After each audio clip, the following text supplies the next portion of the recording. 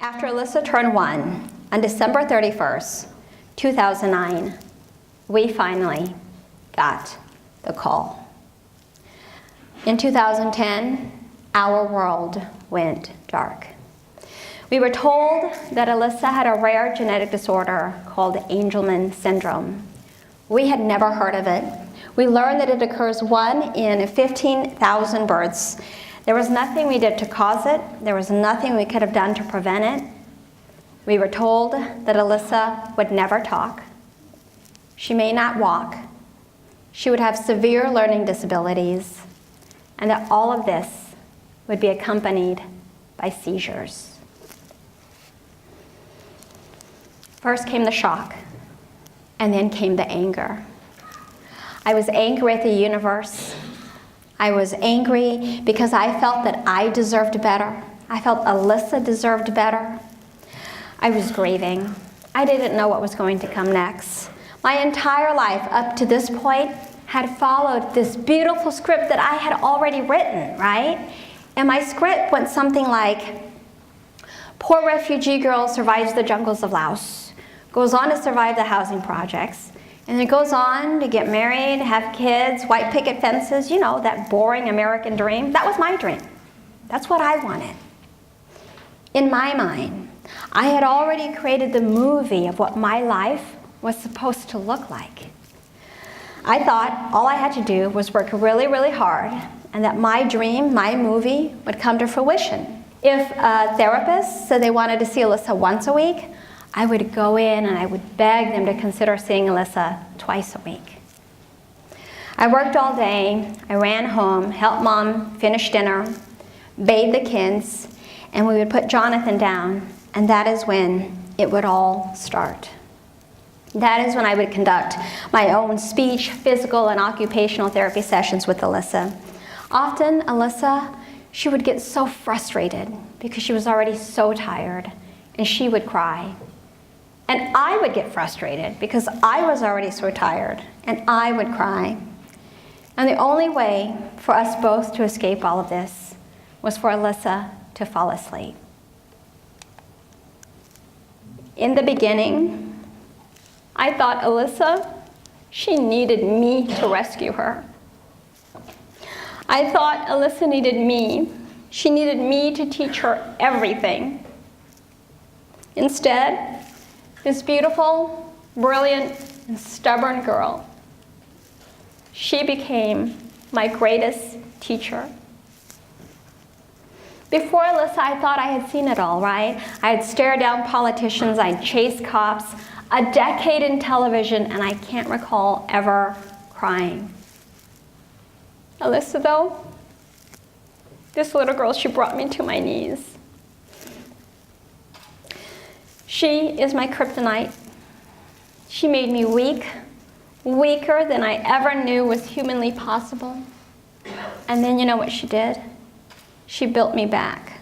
She built me back strong, stronger than I ever knew was humanly possible. After she was diagnosed, I told Alyssa, I said, as long as I am on this earth, and until I take my last breath, I would not allow another human being to cheat her, because she had already been cheated so much at birth. It was this promise and our love for Alyssa that has caused a majority of our run-ins with the law and our engagement with lawyers.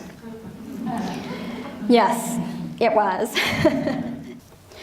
In terms of supporting Alyssa's education, our family, I felt, has had to do most of the heavy lifting. I quit my job to come home to learn Alyssa's communication device, her iPad. We call it her words. I programmed it myself, and I taught our home therapists how to use it, and then together we started teaching Alyssa. At home, Alyssa was able to make simple requests, asking for things. But at school, they kept telling us, Alyssa's really difficult to teach. Alyssa, she's stuck. She's making no progress, they said. No progress. So I felt I had no choice, but it made an appeal to the state. In California, there's something called the Diagnostic Center, And their job is to come in and to help school districts, basically, that are stuck. School districts that are making no progress. So they came in and they assessed Alyssa at home and at school. And the Diagnostic Center released a report saying Alyssa's use of her device at home clearly surpassed what they were able to do at school. So the Diagnostic Center came in and offered services to the school district to help them so that they could help Alyssa. But you know what? There were other causes for concern too. One day, it was in the afternoon, I was meeting with the teacher in her classroom. And our meeting was interrupted by an aide. The aide had brought in one of Alyssa's classmates, a little girl. And the aide told the teacher, you know, the little girl had been spitting on the sidewalk outside. Before the little girl and the aide could get all the way into the classroom, the teacher got up and at the top of her voice started screaming at this little girl. The little girl was so scared, she started cowering underneath the pencil sharpener right by the entrance of the door. She couldn't even make it all the way in, and she started crying. I later reported that incident. But I'm ashamed to tell you that in that moment, I said nothing. I will always have guilt for not speaking up and not having that little girl's back. I would think that at that time I was paralyzed by my own fear. My fear that if this could happen with me in the room, what was going to happen to my own daughter when I wasn't there? Even in the face of all this, we were nervous to speak up. I am ashamed to admit it. Yes, me, the girl who stared down politicians, who chased after cops, I was afraid to speak. And if I'm keeping it real, I have to tell you that I was afraid to speak then, and even now, when something is not right, I am afraid to speak up. I don't want to hurt anyone's feelings. I want people to like me. More importantly, I want people to like my daughter. Thankfully, we have found attorneys who have helped to erase our doubts and speak up for Alyssa. Thankfully, we have found attorneys and advocates who have given us that infusion of courage that we needed to take a stand. I remember crying to one of the attorneys. Remember, I'm not a crier, but Alyssa, oh. I remember crying to one of the attorneys and saying, all I want, please, is for people to like Alyssa. Why can't people just like Alyssa? And the attorney looked at me, and she said to me, well, we can't make people like Alyssa. I guess you can't do that. But she said, we can make sure that people respect Alyssa and follow the law.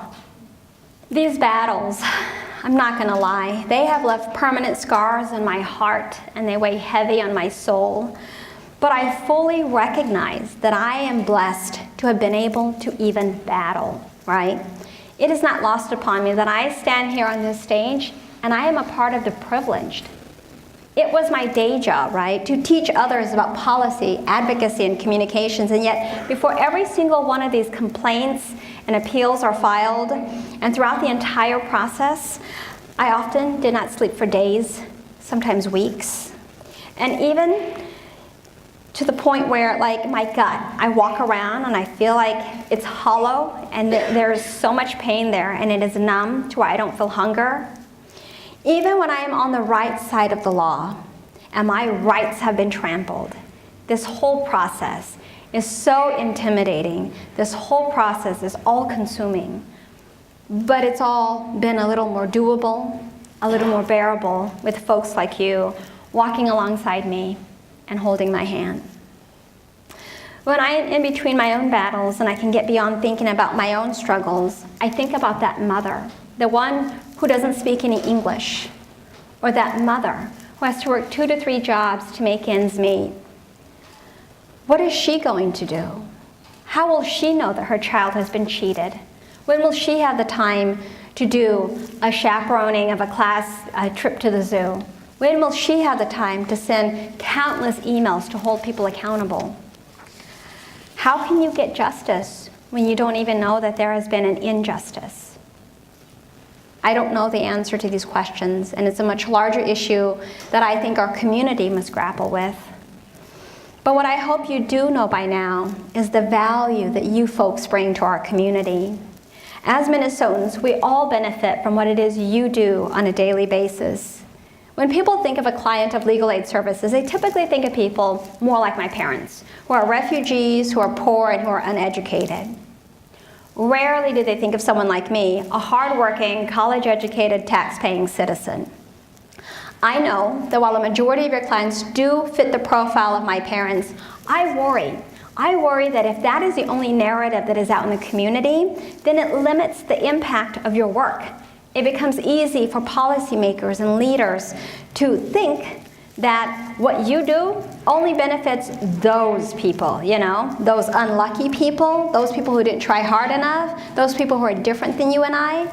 And I worry because I think then your work becomes viewed more of like something that is a charity as opposed to something that is a necessity for our democracy to work. I believe that our country, our state, is at its best when all citizens are treated equally. And that can only happen if we all have access to justice. I believe that people like myself need to step up and speak out. Because when you know my story, my full story, and the fact that I have been a recipient of legal aid services on multiple occasions, I believe that it changes things. My story is proof that your work affects a diverse population here in Minnesota. My story is proof that your work is critical for all Minnesotans. I think it is only fair at this point for me to introduce you to the little girl that we've been talking about all night. I prepared a little video of Alyssa that I wanted to share with you, so run that now. Hi, Alyssa. You want mama? What do you do with your hand? Show me. Yeah, good job. Good signing, Alyssa. So proud of you. What do you do with your hand? If you want food, what do you do with your hand? What do you do with this hand? Oh, good job. Good signing, Alyssa. Up, up. Up, up. Up, girl. Oh, yeah. Good job. There you go, Alyssa. What were you eating? Come on, Alyssa. You can do it. Good walking. Good walking.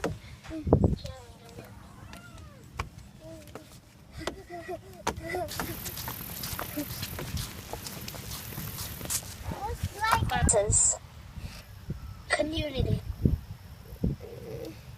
Playground. Go. Playground, go. You want to go to the playground? Yeah? Okay, go ahead.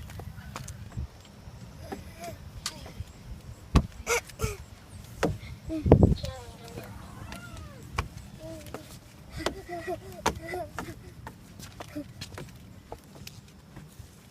job. Yeehaw.